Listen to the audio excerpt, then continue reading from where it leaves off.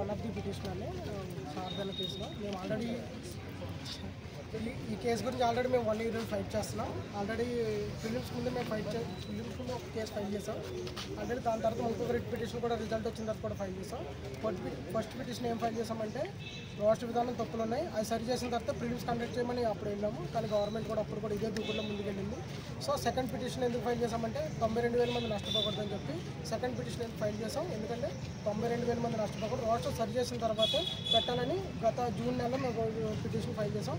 ఆ రోజు నుండి ఈ రోజు దాకా కూడా ఎటువంటి అనేది మారలేదు.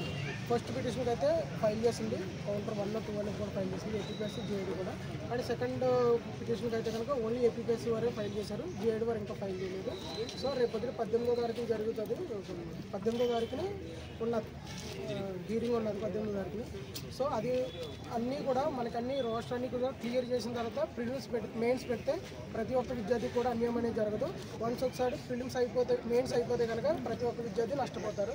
సో గవర్నమెంట్ దీని మీద పునరాలోచన చేసుకుని దీనికి సానుకూలంగా స్పందించాలని చెప్పి మేము అడుగుతున్నాము. సో